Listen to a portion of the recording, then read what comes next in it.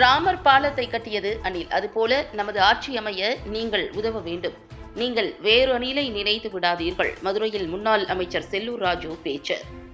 மதுரை தெப்பக்குளம் பகுதியில் அதிமுக மதுரை மாநகர் மாவட்டம் சார்பாக 2026 தேர்தல் ஆலோசனைக் கூட்டம் முன்னாள் அமைச்சர் செல்லூர் ராஜு தலைமையில் நடைபெற்றது. இதில் பங்கேற்ற முன்னாள் அமைச்சர் செல்லூர் ராஜு நிர்வாகிகளுடன் ஆலோசனை மேற்கொண்டார். தொடர்ந்து செல்லூர் ராஜு கூட்டத்தில் பேசுகையில், அரசின் தில்லுமுள்ளுகளை உங்களுக்கு தெரியப்படுத்துவதற்காகத்தான் வாட்ஸ்அப் குரூப் ஓபன் செய்யப்பட்டுள்ளது.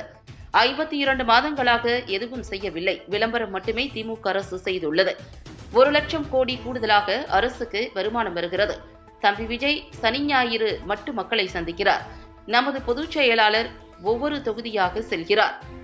தமிழக வெற்றிக் கழகத்திற்கு வரக்கூடிய கூட்டம் எல்லாம் அவருடைய ரசிகர்கள் மட்டுமே, ஆனால் உறுப்பினர்களாக வரவில்லை. அந்த கூட்டத்தில் கட்டுக்கோப்பும் இல்லை. இது என்ன எழுச்சி? எம்ஜிஆர் வருகை தந்தபோது தமிழ்நாடே கொந்தளித்தது. இந்த கூட்டத்தை வைத்து நான் முதலமைச்சராக வந்து விடுவேன் என்று சொன்னால் அதெல்லாம் முடியுமா? முடியவே முடியாது. நமது தலைவர் எம்ஜிஆர் மாதிரி ஒருவர் பிறக்கவே முடியாது. தற்சமயம் பத்திரிகையும் ஊடகங்களும் விலை போய் உள்ளது. இந்த கட்சியில் 3ஆம் தலைமுறை வருகை தந்துள்ளது மிக்க மகிழ்ச்சியாக உள்ளது. எந்த கூட்டத்தையும் பார்த்து பயப்பட வேண்டாம். எம்ஜிஆர் கூட்டத்தை யாராலும் வெல்ல முடியாது. நாம் தான் அடுத்து வெல்லப் போவது. நமது கட்சி எழுச்சியோடு உள்ளது. கடந்த 52 மாதங்களில் திமுக அரசு எதையும் செய்யவில்லை. விளம்பரம் மட்டுமே செய்துள்ளது.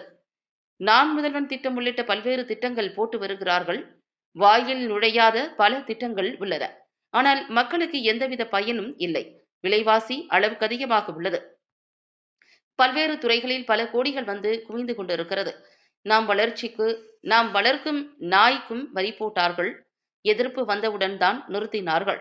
சதுரங்க வேட்டை திரைப்படம் போல மக்களின் ஆசையை தூண்டி தூண்டி விடுகிறார்கள். ஆனால் திமுகவிற்கு எந்த விதத்திலும் மக்கள் வாக்களிக்க மாட்டார்கள்.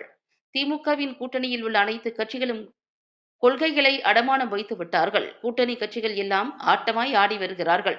நமது தலைவர் எம்ஜிஆர் மாதிரி ஒருவர் பிறக்கவே முடியாது. எம்ஜிஆரின் சாணக்கியத்தனம் விஜயிடம் கிடையவே கிடையாது. பல நடிகர்கள் அரசியலுக்கு வந்தார்கள். அவர்களுக்கெல்லாம் கூடாத கூட்டமா? டி ராஜேந்தர், பாக்யராஜ் உள்ளிட்டவர்கள் எல்லாம் வந்தார்கள். அப்பொழுதும் கூட்டம் வந்தது. நாமும் புல்லமணி உள்ளிட்ட பல்வேறு நடிகர்களை வைத்து பிரச்சாரம் செய்தோம். ஆனால் அப்பொழுது ஓட்டு போடவில்லை என்பது குறிப்பிடத்தக்கது.